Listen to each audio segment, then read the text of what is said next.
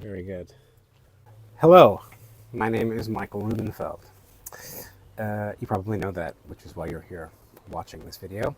The last video with my father went so well that I thought I would take the opportunity to continue the trend and introduce you to my good friend Paul Bargetto. Hi. Thanks for agreeing to do this. Always a pleasure, Michael. Tell the folks at home who you are. As Michael said, my name is Paul Bargetto. I'm a theater director, sometime also theater producer, dramaturg, sometimes for dance as well as for the theater, and budding filmmaker. I'm American. I was born in California, grew up in San Francisco Bay Area. I moved to New York City when I was 26, worked a lot in the downtown experimental theater scene. Eventually I went to Columbia University for my master's degree. But I stayed in the downtown scene and also started working quite a bit internationally. And that's partly the reason You ended up here. I ended up in Europe, yeah. Well, at a certain point, you started to kind of get this Polish bug, and it started with the writing. Am I right? Can you talk a bit about that? Sure. So I discovered, let's say, Polish dramaturgy when I was at Columbia University. For those who don't know, dramaturgy is a fancy term for like Polish theater writing. Yes. So plays, let's say, texts, written texts. It was just after 9/11. It happened right at the beginning of the semester, so the semester didn't start, in fact, for 2 weeks. Mhm. And when we came back to campus, my professor, Robert Woodruff at the time, amazing, wonderful American director, he sat us all down. There were 6 students in the directing program, and he asked us what we wanted to study. You know, this was really like a quite shocking moment. We were all pretty traumatized from 9/11. Sure. And You're like, yeah, who else is as traumatized Yes. as me? So somehow I think that was the logic, although I was quite shocked at the question because I thought for sure he was going to tell us what we would study, and I was actually hoping that's what he was going to say. Mm-hmm. And in fact, he didn't. So he put it on us.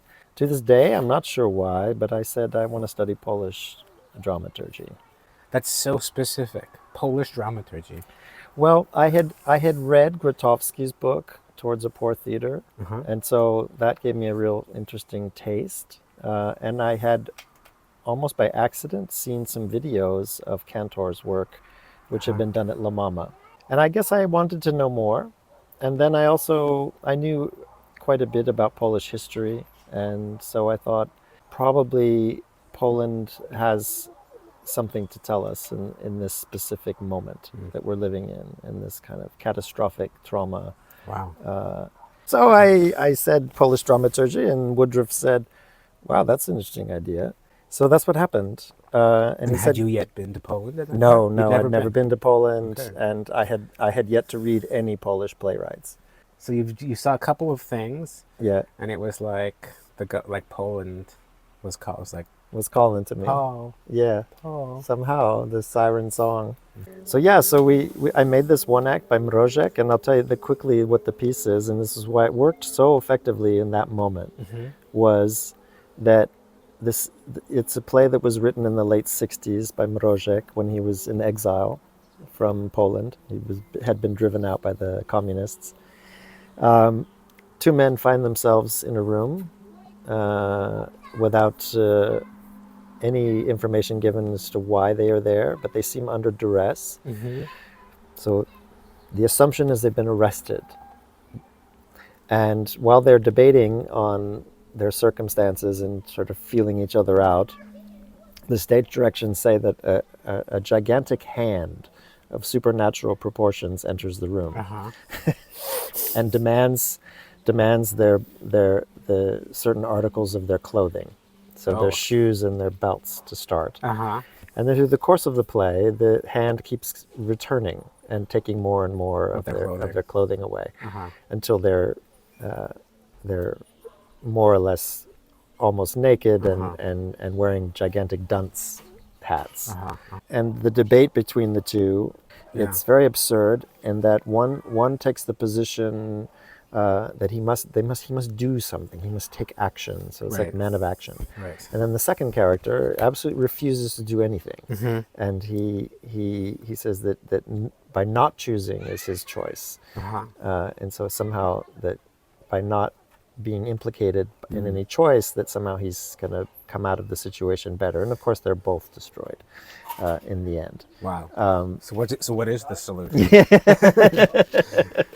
fucked if you do, you're fucked if you fucked don't. if you do and fucked if you don't. And what was great about it when we did it in New York at that time was that everybody was traumatized. And here's this abstract story of these two guys in suits, and we put them in business suits, Uh-huh. who suddenly are in a room with their little briefcases. Right. And Up in the tower. yeah, and suddenly they're slowly but surely stripped naked by this hand who never answers them. They try to talk to it and it Right. never responds. It doesn't Right. even move, it's just there. It's like waiting for Godot's body. And the public, well, this was mostly our fellow students at Columbia, but they just shit their pants laughing. Sure. And but it was somehow a kind of profound kind of laughter. It was a Yeah. release because we hadn't Yeah. been able to laugh about anything for months. Yeah. And Yeah. Yeah. somehow to laugh about, and it was about our situation, Yeah. but metaphorically distance and There's a kind of insecurity that exists here, which I understand because of what Poland's gone through, its history. Where in Canada there's an insecurity as well, but it's really a kind of laid back insecurity. We're just like, you don't need to take us seriously, nor do we like strive to be taken seriously, nor have we ever. And that's my son. For me, there was something interesting about coming to Poland and recognizing that insecurity, but also being very curious about this, this thing that I feel like Poland strives for, which is a kind of like respect, which I understand, if you've been disrespected for all of history. yeah. So for me, that's an interesting thing to intersect with, but it's very different, I think, for you as an American, with your experience of America, and then coming and intersecting with Poland. It's funny because you're kind of talking about like a kind of inferiority complex, which is something of a cliche here, which is also something very true. And obviously, America has a kind of superiority complex. The masters of the universe, America, fuck yeah. Yeah. Attitude toward the world, which is of course very ignorant and unpleasant to be a part of, in fact. Right. But interestingly enough, He said that, not me. And he's American, so he can say that. I didn't say that. yeah. So that said, my relationship towards Poland was actually also born out of my own inferiority complex. Oh, interesting. In this sense that, frankly speaking, American theater compared to Polish theater is coming from a position of tremendous inferiority. That's interesting. So America doesn't really have a significant art theater the way that Poland does. America has almost, is, to the best of my knowledge, not a single repertory company in the whole country. Maybe there's one or two scattered across the country. And I think that was also my feeling that if you want to do that kind of serious theater, it has to be supported by the state. America has a totally private system, as you know, and so it's dependent on basically a narrow caste of American society, high net worth individuals, as we call them, who support the art. And of course, therefore, the art tends to hew closer to their taste. Yeah, you have to be a wealthy person to work as an artist. You have to be a wealthy person to even be in the system at all, as an artist or in any way. It's crazy. It's a kind of caste-based theater system. And so I always felt like that American theater was an inferior theater compared to, generally speaking, European theater. And that the writers who I liked the most were European writers. American writers tend to be almost indistinguishable from film writers. There's always like one style, like Americans write Right. naturalism and that's it. Right. You can't imagine a theater of abstraction or physical theater. Now of course, there are exceptions. There's been some great Yeah. experimental companies which came out of the United States, but generally those companies ended up in Europe. They did. Really? Yeah, that's where they made their careers, was touring in Europe. Let's say the vast majority of the New York avant-garde theater people actually come from wealthy caste.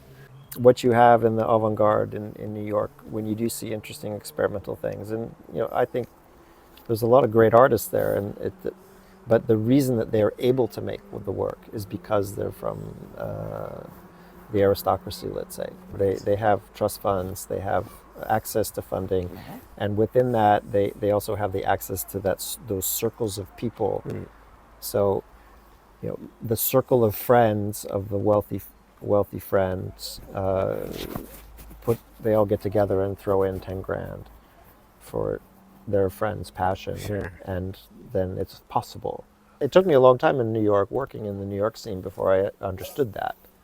I was like, how are these guys doing it? Like, what? I don't see the grants. I don't see, there's no federal funding. There's no state funding. Like, what am I missing here? Yeah.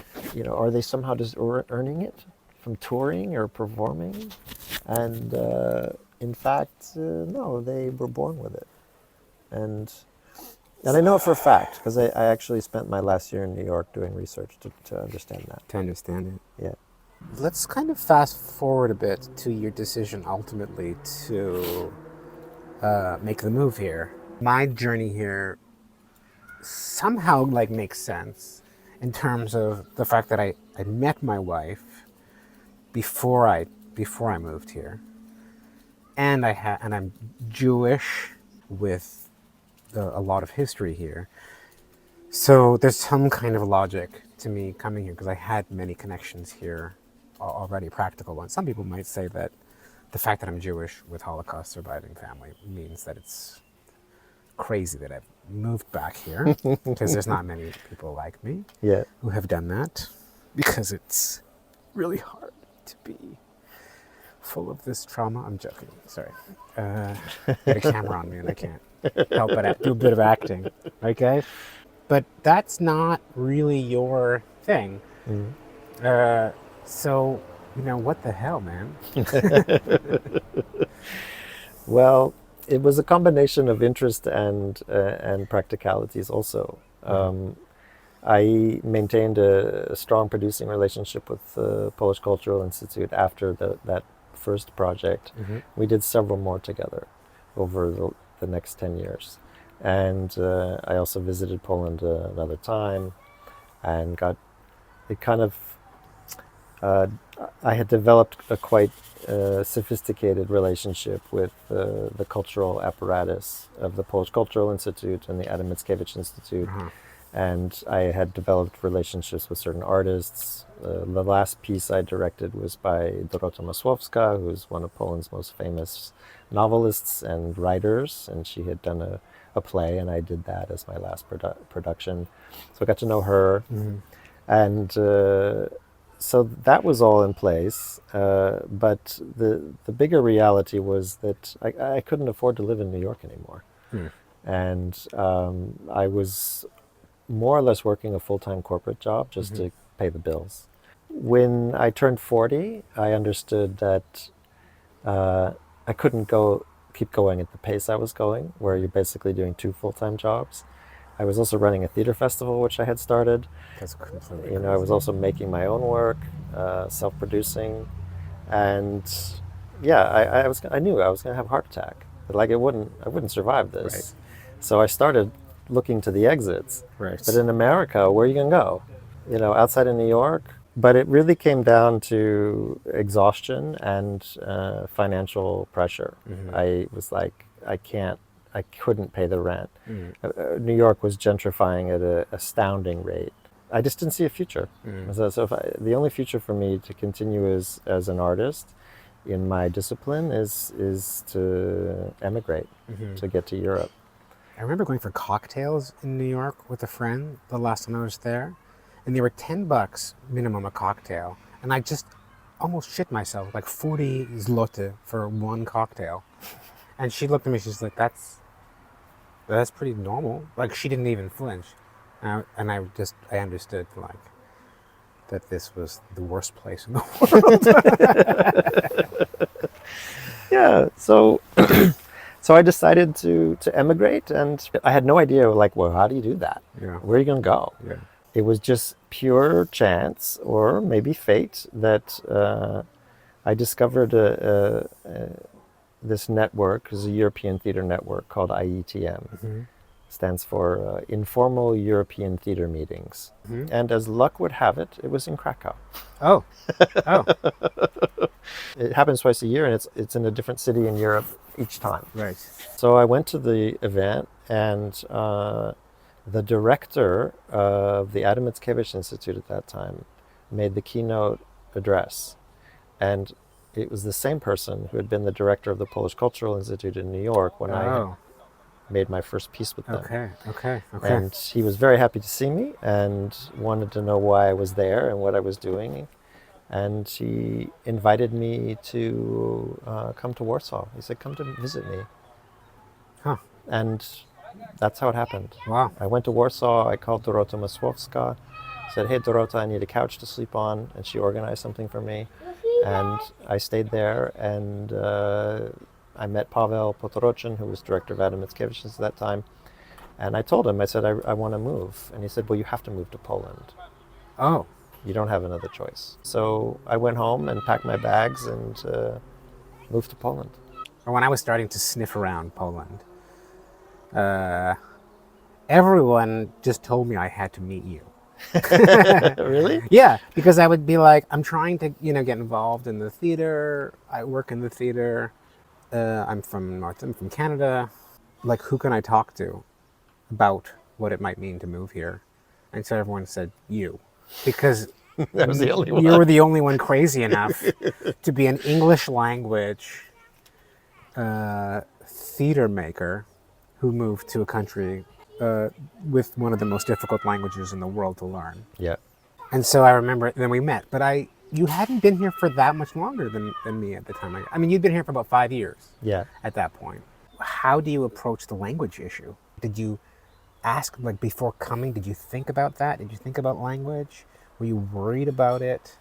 Because, if you don't know a Slavic language to begin with, trying to learn Polish is basically like trying to learn gibberish at the beginning.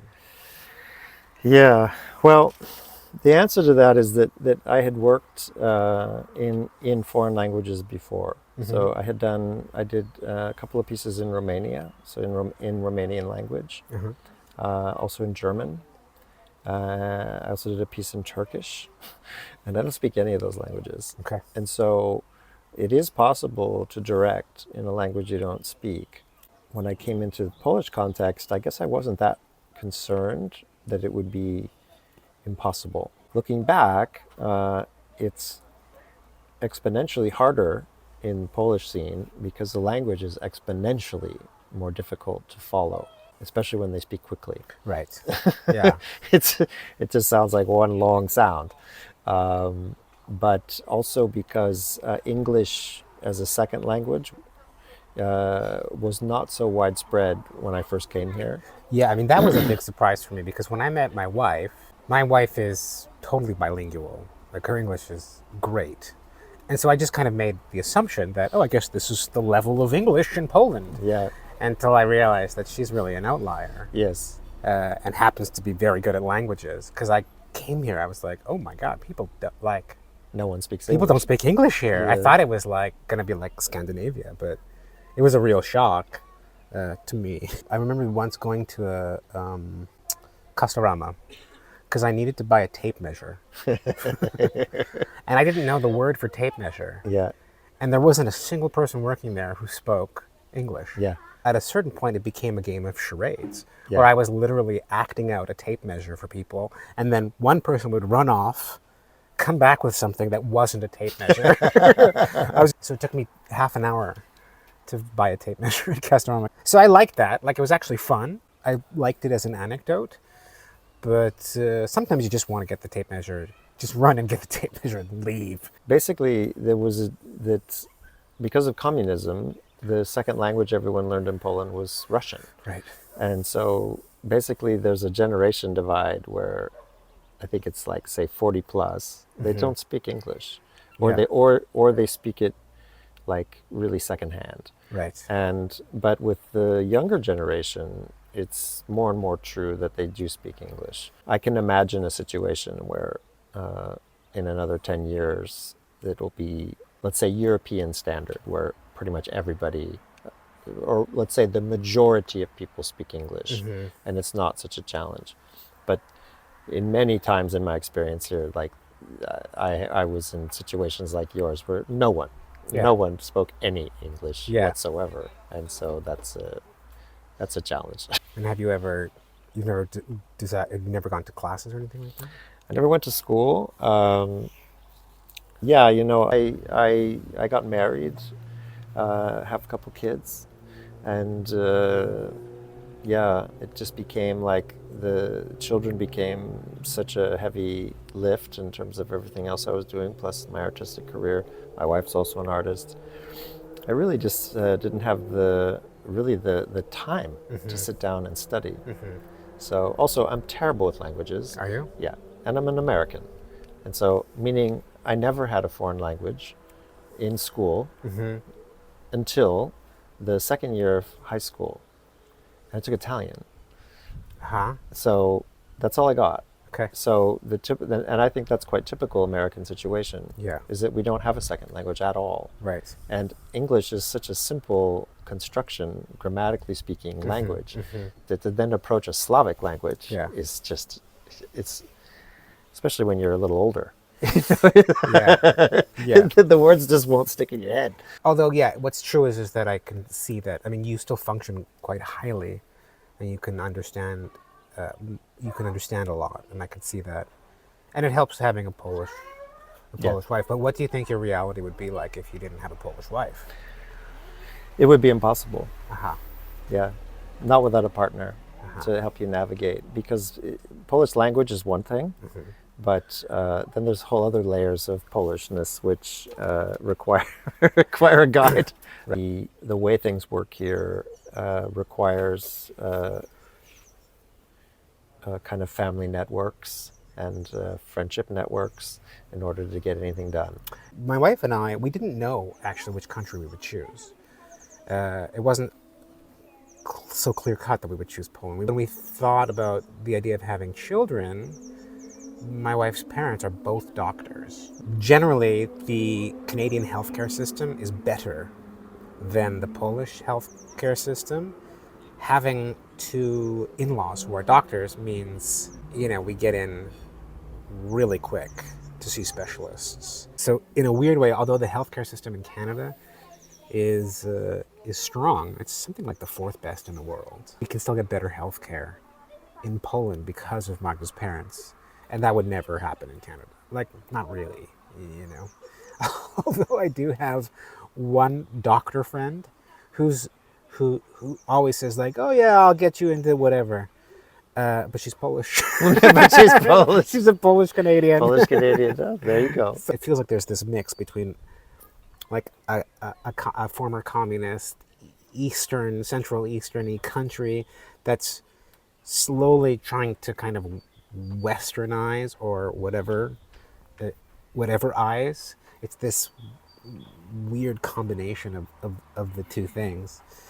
So it's comfortable for a Westerner, I feel. Like I still feel comfortable. I still feel like, oh, there's this kind of like Western facade. But then when you kind of start to scratch at the surface, you're like, oh, that's not Western. Like kombinować culture. Yeah. So how do you like negotiate that? The system here is based on relationships and based on a kind of favors and patronage and family. So all of those things are more important than merit.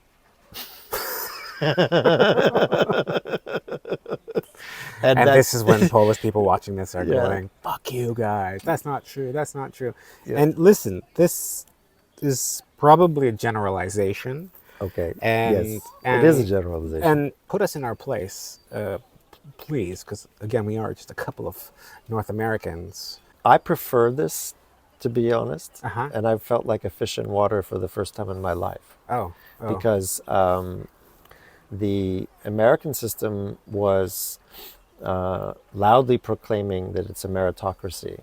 Uh-huh. But as we discussed earlier in the theater, this Mm. is not the case. Yeah. It is not a meritocracy, No. it's an aristocracy. Yeah. And so, but when I was working in New York, I was mostly working in the sort of like experimental independent scene, and there was no money. And in that environment, everybody was negotiating everything with favors. So, in fact, we had Uh-huh. our own system of kombinować. Uh-huh. So it You just depended had to be on, wealthy yeah. So if you're a part of. That's interesting. so if you wanted to make stuff and you weren't wealthy, then what did you have to trade? Favors and time. Uh-huh. And so, and those were based on trust and based on relationships that you built up over time, sometimes familial, sometimes, let's say, deep friendships. And that's actually quite similar to, but in Poland, that's the whole system. Huh. And so Right. I think that when I came here, I was like quite prepared. And I liked it because this feels more human to me, that you could get what you needed based on uh, different layers of obligations. Whereas I felt like that exist in the culture, and as I felt like in America, we don't have those obligations. It's every man for himself. It's always kind of like contractual, or it's Quid pro quo. quid quo pro, like this. And Right. in Poland, it quite rarely is that. It's or only that, let's say. Uh-huh. It's also it's a whole other layer of accounting, let's say, Huh. which is, That's you interesting. know, well, she's my cousin. She's my cousin's boyfriend, Uh-huh. Uh-huh. and so I'm obligated. Yeah. And I find that the obligations between people are many layered here. It sort of feels like, or I wonder if it's just like communist holdover, or how communism has like infiltrated. Like I don't like was it that pre-communism? Was it that pre-war, or is that just like the contemporary Polish reality as a result of communism? It feels to me quite ancient, like this is always how it's been. Poland's history is one of occupations and partitions. So always living under somebody else's empire, be it the Russian Empire or the German Empire or the Austro-Hungarian Empire. And so in that kind of reality, you're always in a position of the official layer of society is the enemy, let's say, the occupier. And so that part, so there's a real low glass ceiling about how high you could rise unless you're willing to collaborate. And so that forced also kind of also an economic ceiling, I think. Like I think the biggest reality of communism was the poverty. I mean, Right. everybody had nothing. Right. And so if everybody has nothing, then how do you manage? Right. And you manage because literally you eat or don't eat based on the quality of your connections and relationships. Right. And that's really interesting. And for me, a very humane basis for a society, which that's why I like this very much here. I feel this is one of the reasons why I stayed. I can really feel you being an American in Poland and the way that you talk about things, because there are similarities in our systems, but it's different in so much as there is a lot more social support for citizens in Canada. It's not so far off to Poland, whereas in America it's like there's no healthcare, like there's no universal healthcare. So it's interesting here that there's NFZ, but there's also private if you want to go in that direction, and it's much cheaper than America, but you can't go private in Canada. That just doesn't exist. There's no private health sect. And also as an artist, of course, Yeah, well, it's not as yeah, classist because yeah. of funding. Yeah, because of funding. Because of funding and this kind of social care. For example, I had health care, meaning health insurance, for exactly 4 years of my adult life in America. And so if you got sick, you couldn't go to a doctor. I would just go to the emergency room And pay. and not pay. And not pay. You Yeah. don't have to pay if you go to emergency? No, they chase after you, of course. But what are you Oh. supposed to do? You know, they have to treat you. They have to treat you. Yeah. And then they chase after you, and Yeah. what happens? They chase after you and they take you to court and They do? yeah, Oh. yeah. It makes me This so is- anxious hearing that. This is a nightmare. The only time I had health insurance was when I was in graduate school, because I had to have it. That's It crazy. was the law. You had to so have health insurance. Well, I mean, So, but after that, I was back to the having nothing. And believe me, when you start to get a little bit older, you think, well, I have no health insurance because I can't afford it. I could not pay my rent and have health insurance. That's crazy. It was impossible. it's so crazy. So, you know, here, NFZ is no, it's slow, but there's a big hospital system here. If something happens to you, you'll go to the hospital, Yeah. and you will not walk out of there bankrupt. In Yeah. fact, you won't pay anything. Yeah. So, Yeah. Or if you do need to go private, yeah, it's still, There's you're not going to walk out bankrupt. you're not going to walk out bankrupt. Yeah. So, that's an enormous difference. Yeah. America in this context, it's really scary. It's a jungle, Yeah. and it reinforces this same cultural system where it's like every man for himself, and if that's the dominant ethos, then of course there's no universal health care. Yeah. You just have to fight so much. You're just constantly fighting. And yeah, I like that I don't feel like I have to fight as much. You still have to kombinować. Yes.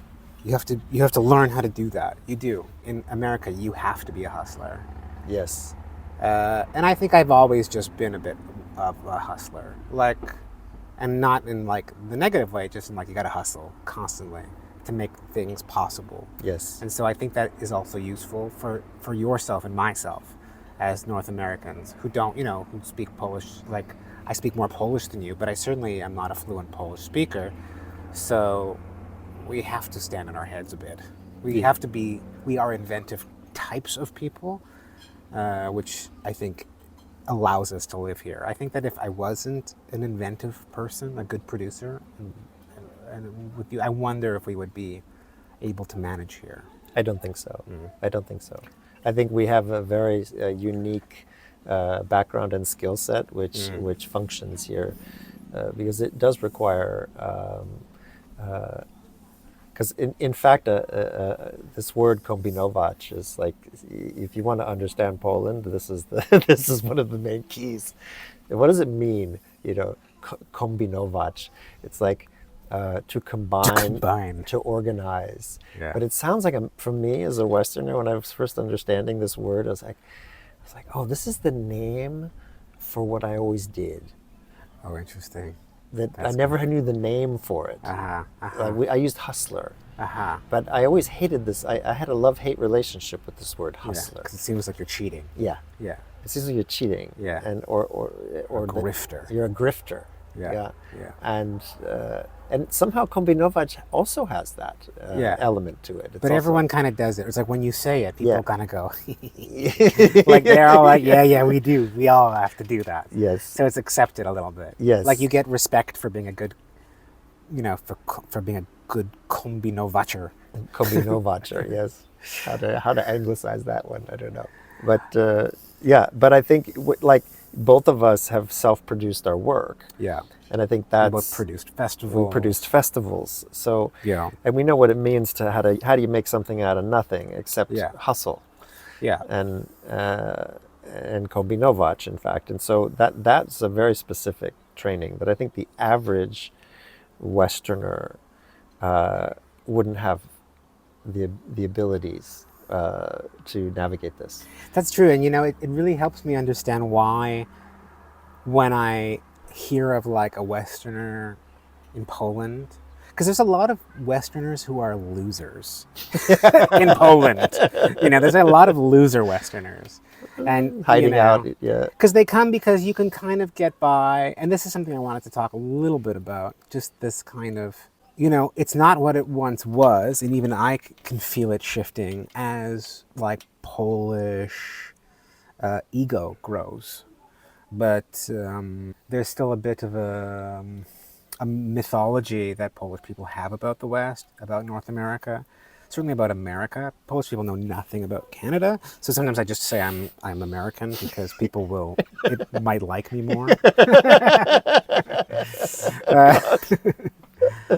But I wonder if you would like agree with that, or what it's been like to be received as an American here. Has that been useful? Has it been a detriment? What has it been? In fact, it's been a combination of those things. On the one hand, Poland is, unlike most of, let's say, Western Europe, very pro-American, very. And so... Pro-Israel too. Pro-Israel.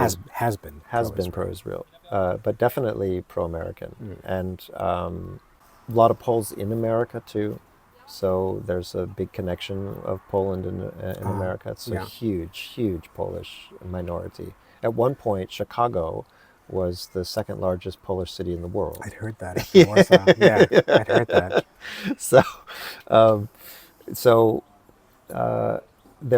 There's a general, I'd say, positive. Certainly. That's been helpful in certain circumstances. People are interested to hear what you have to say. But unfortunately, there's another side of it, which is that I'm working in the theater. And the reputation of American theater and the Polish theater is the worst. Right. Oh, interesting. And so, in fact, people say, so you want to direct a play here? And the American wants to direct a play here. Interesting. This isn't Broadway, man. Oh, interesting. And so, in fact, there's an enormous prejudice, which unfortunately is well-deserved in terms of the poverty of American theater versus Polish theater. It's like you should have come and worked in film. Yeah. In a way. Or because television. because then you would have clout. Right. You say, I'm an American. Oh, okay, the door opens because you know more about film and television than us. Right. Yeah, but in the theater. But in the theater, it's the opposite. Yeah, that's super interesting. So that's right. It cut both ways for me, I think. I would feel that way even in Canada too. If an American comes to Canada, I'd be like, okay. But what are you gonna do? What are you gonna? That's super interesting. I mean, that's also interesting. Just in terms of the diasporic Polish population, it's huge in Canada as well. And whenever I tell people I'm from Canada, that's the only thing people know about Canada, that they've got like an uncle in Canada who moved, Or a lot of people have some family member in Canada who moved, either during or immediately post-communism, during martial law or whatever. Yeah.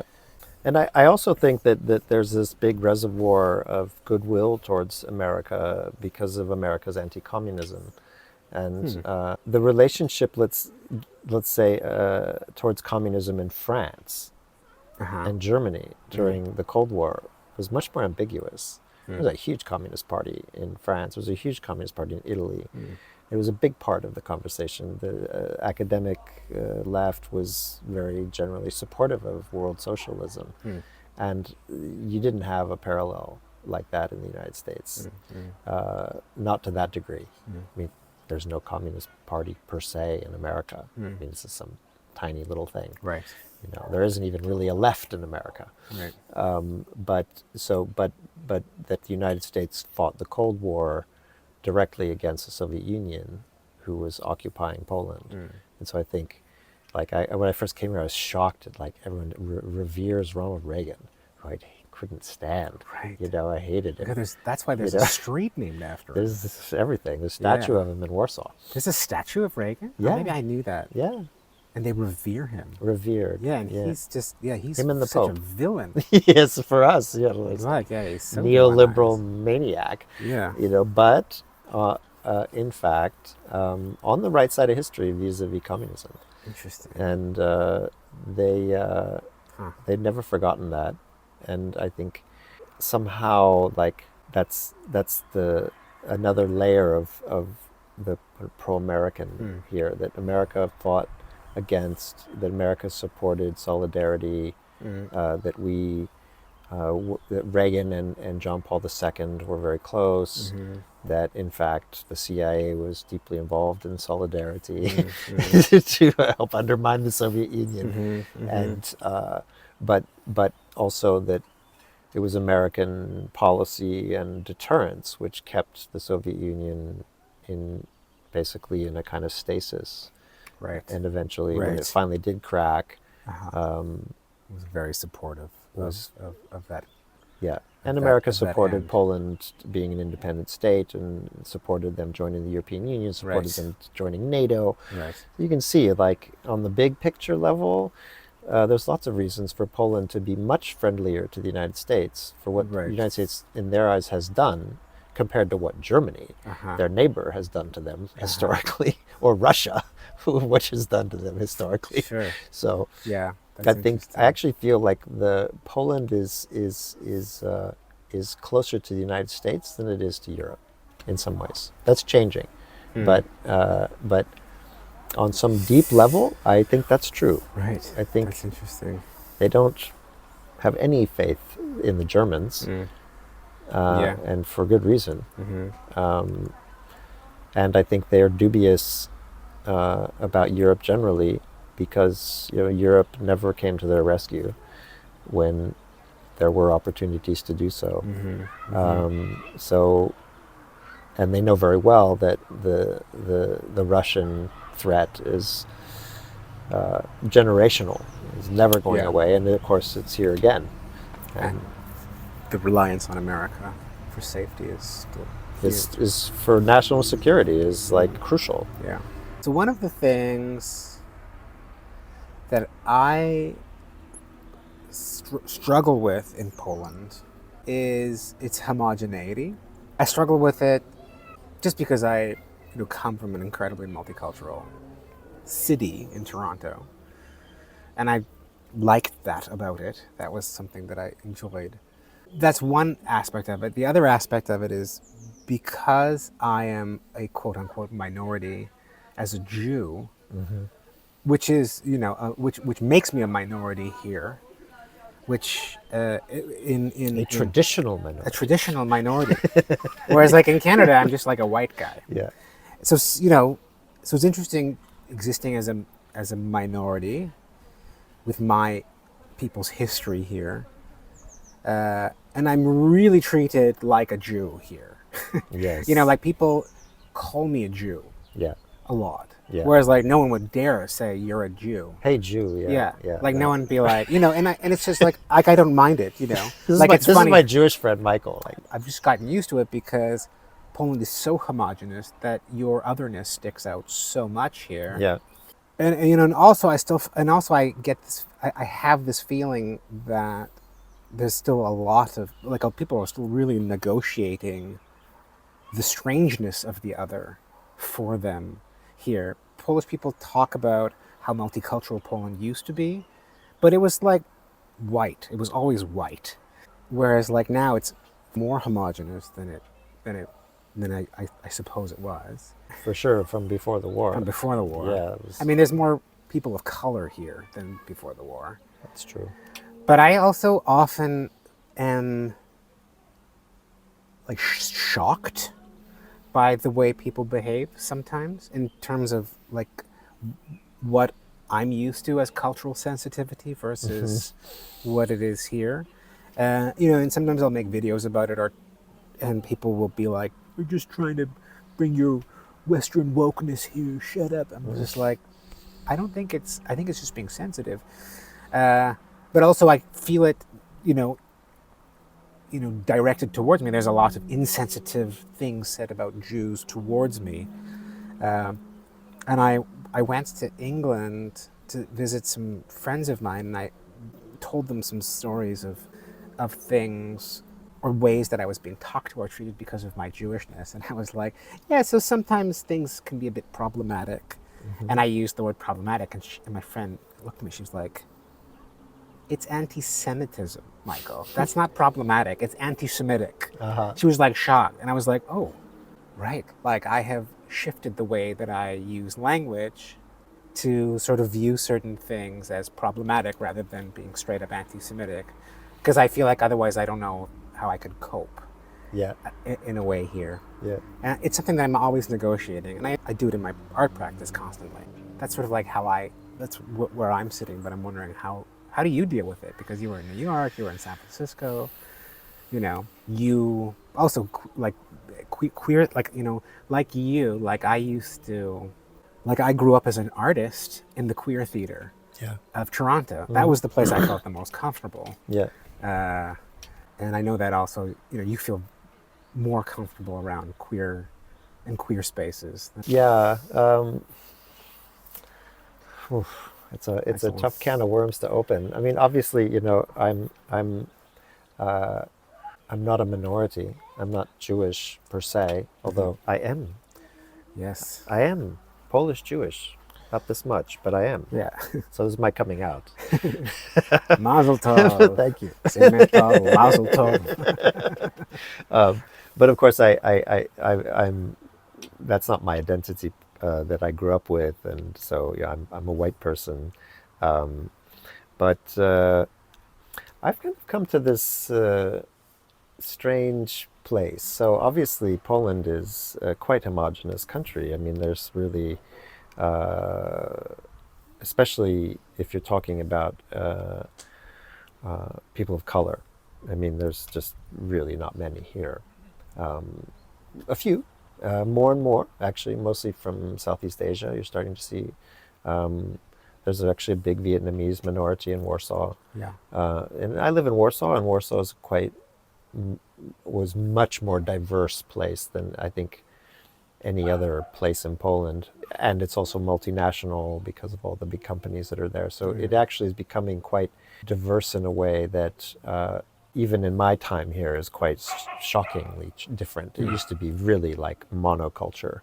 But in fact, the country is surprisingly diverse. Certainly not in terms of, let's say, racial characteristics. Yes, it's a white country, but once you scratch the surface, there's a lot of complexity here. So first of all, Poland is full of people from the East in a way that it wasn't during communism, because the borders were so strictly enforced. And Poland in the past always was this crossroads culture, I think. Like it was the bridge country between, let's say, the Russian, the Ruski Mir and Western Europe. And so now, for example, because of the war, there's a gigantic Ukrainian minority here now, especially in Warsaw. My goodness. It's like something like 400,000 Ukrainians are in Warsaw right now. That's like 20% of the population. So that feels like a reversion to the mean. And I remember when this first happened, when this refugee we were talking about, you had made this observation to me that there were 400,000 Jews in Warsaw before the war, most of whom died, almost down to a man. And now there's 400,000 Ukrainians here all these years later. And it feels like, in terms of Warsaw, that it's kind of reverted to some kind of mean. So now you walk around downtown Warsaw and you hear nothing but Russian and Ukrainian on the street. Yeah. It's really nuts. Yeah. And Fascinating. English and German. Uh-huh. And so suddenly it's like, whoa, this is not the Warsaw that I remembered. And within the country, of course, the differences between urban Polish people and rural Polish people is really night and day. Night and day. The country is also politically super divided, which I've gotten to witness firsthand, generationally divided. Relationship to LGBTQ, I've been really involved in the queer community here, and it's of course the last 8 years were horrible. I mean, they were really hard, persecuted, in fact, and And yet there was a big resistance to that, and the community is now in a much better place than it was. Mm-hmm. It wasn't a community, in fact. It was a lot of people in the closet, and now you have a very out. And uh, and it is there's a lot of immigration, a lot. Hmm. I was shocked, even during peace, a lot of people came here. Hmm. Now you see, like, there's a whole class now of guys from Southeast Asia, India, and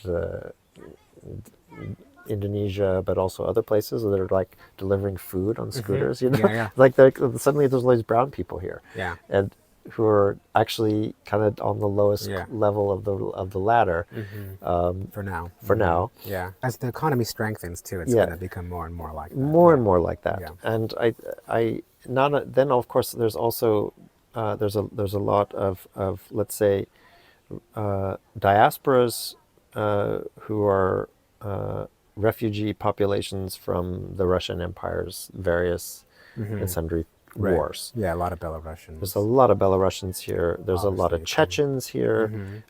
There's people from the Stans here, and with quite significant communities that are not so obvious. They're not so visible because of the basically everyone is more or less white. Let's say, whatever that means. Right. But so visually it's not so obvious. But Yeah. you Yeah. scratch the surface, and in fact, this is a very complicated place. Yeah. Like I think any country, if you get to know it intimately, you find out actually it's not monolithic. It's actually quite complicated and mixed, just not in the way we're used to it. Right. Not in the multi ethnic way that the United States is and that Canada is. It's not that. You don't have like a massive African American or African Polish population, let's say. You don't have a massive Latino or Latinx culture here. It doesn't exist. Yeah. Okay. Yeah. But there are a lot of other ones that do. Right. And that are more related geographically to this part of the world. Yeah, and I guess it doesn't, because someone might not be a visible minority, doesn't mean this isn't a diverse place. I think, yeah, I've gotten so used to the definition of diversity meaning visible. Visible, right. Visible. Yeah. Whereas here it is becoming more and more diverse, like pre-war Poland. But and at the same time, just to like play devil's advocate against my own discomfort, I would struggle to have much of an art career in Canada right now because of my whiteness. Because everything is about creating space for people of color, the kind of space that didn't exist for people of color before, and particularly in Toronto, where I used to live. It's fascinating and something I support.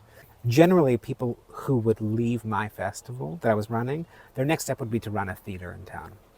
And I almost got a job running the theater that I wanted to run in town, while I was there, and this was before Black Lives Matter. Post Black Lives Matter, like there's a lot like that really affected us in Canada as well. And after I left my festival in this post Black Lives Matter reality, I couldn't even get interviews to run theaters because I'm white and I'm a man. And the people getting these jobs are not even remotely close to being as credentialed as I am, as capable as I am. In fact, this is the same for me. The same reality. One other thing that tipped me the scale. But here's a question for you: are Jews white? Well, I guess it's a question of if Jews are like, what are Jews? Because technically Jews are a religion who have become a nation. Yeah. Because of persecution. So I don't fully understand how like Ashkenazi Jew comes up in a DNA test. The history of of the Jews is unclear. Not a race. It's not a race. It's not a race. Judaism is not a race. So when people even say things like, "Hey, you look Jewish to me," I'm like, I think what you actually mean is like I'm a cross between like Spanish. I don't know where my people were from pre-Poland. But I think I look a kind of cross between like Spanish, German, Slavic, and that's the Jew look. The Jew look. Yeah. It's like I've got Spanish lips Spanish lips and and like, like a an German. Iberian Yeah, nose. yeah. I think that if I had a less Jewish last name, people wouldn't necessarily be like, oh, you're clearly a Jew. But they hear my last name, they're like, oh, yeah, you're Jewish. Oh, look, you even look it. Whereas I don't think I walk down the street, people are like, Jew. Yeah, yeah, yeah. So, yeah, to answer that question, I don't know.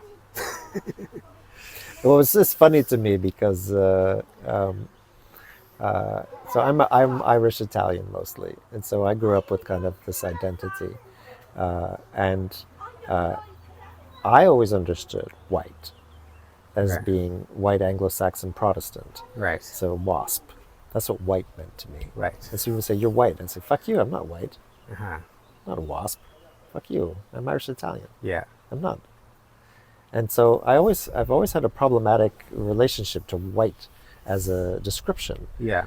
It's like, because it has a really corrosive effect on the actual complexity of people's identities who happen to have pale skin. Right. In fact, Right. Italians are not like Germans. They are their own culture and their own history and their own gene pool per se, let's say. And this is not the case. And so, of course, if you want to generalize and say, as compared to, say, dark-skinned people, well, then yes, I can see that you can make these kinds of generalizations. But I feel this has gone way too far. I don't like it because, the world is complicated and people's identities are complex. There's a lot of talk now, Jews are white. And they're part of the oppressor class. Like it's like this kind of talk. It's like, wow, really? Like, Jews are a minority. What are you talking about?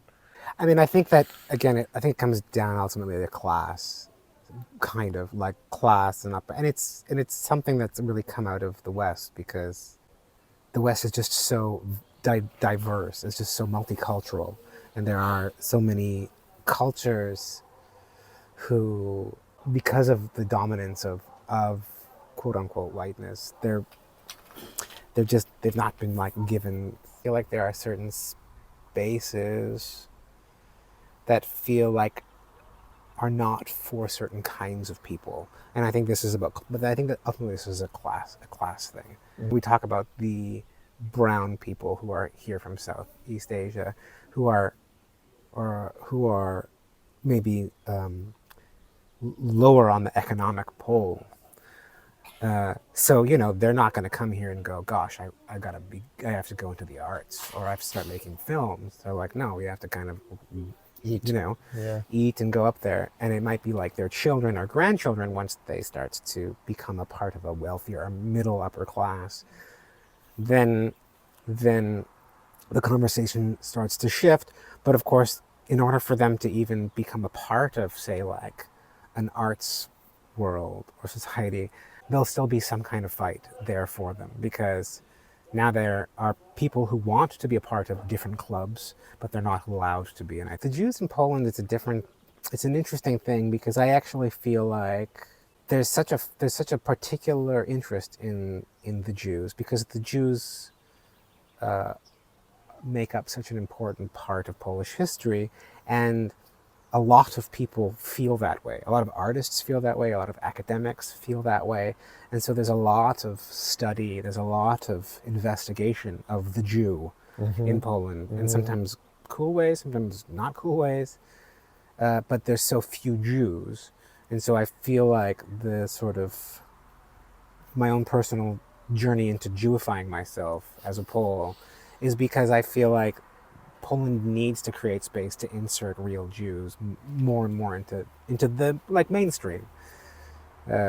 So in this way, I think that like this identification of like Jew, minority, this and this is somehow like important, but not just because I want to be a part of the club, which I do, but because I think that I should be a part of the club here for like the greater good. Whereas in Canada, I was like, the Jews have space. Like they're doing okay. Yeah. They're fine. They, went up. They were minorities, they're still minorities, but they have money now and Yeah, power and space. successful, yeah. They figured it out. So Yeah. this is where the Jew then becomes like a white person, because they become a part of like the dominant class, not necessarily the oppressive class, but you know, money and oppression always go hand in hand. So it's No, I think that Polish history is also Jewish history, and take a trip to Poland and you see how long the history is here. I mean, you're talking about early Middle Ages. There was a significant Jewish presence in Poland, and so that when the Poles suffered the Holocaust, the Jews suffered the Holocaust. Poland suffered the Holocaust in a way too, because a whole part of its reality was amputated. And I often hear this from academics and artists talk about the missing limb, that it's the phantom limb that all Poles miss their body because it's not here. Whether they liked Where's my it or Jew? whether they hated you or whether they admired you or whatever, it was a complicated relationship, but it was always present, always, and suddenly it was not. Suddenly it was gone, wiped out in a generation, and so, that you've come here to reinsert yourself into that. It's like you're making the limb real again, and I always feel that, like when I watch you go on stage, and I always feel this, like a real Jew. Like there's this there's this feeling, because I think the average people don't know any Jews in Poland because there's so few of them here. Yeah. And so, like, to see, oh my God, like he's really Jewish, and not only that, he's Polish Jewish. Yeah, He's Polish Jewish. He's Polish. He's one of us. Or can I say that? Like there's this. Yeah. It's very interesting. So I think it's great that you've done what you've done, and that you've been so public about it, which has risked the slings and arrows, because of course there is anti-Semitism in Poland, and but that's not the whole story. The whole story is really complicated, and there's a lot of also deep admiration for Jewish culture, and they mourn the loss of what Jews gave to Poland and what they brought to the culture. And people don't want to be labeled. A lot of people don't want to be labeled as anti-Semitic here. Even if they are a bit. Yeah, they don't want to hear that. Yeah. But I think that there's an openness to learning, because people want to sort of move on from that. But sometimes it's just, people are just like, I hate Jews. True. Wow, there's a lot of that in the world these days, especially in places that should know better. Well, okay. So I realized this is actually the first interview I've had with like someone who lives in Poland. So thank you. It's a pleasure, Michael. Thank you always for taking that time. Always great pleasure to talk. Yeah.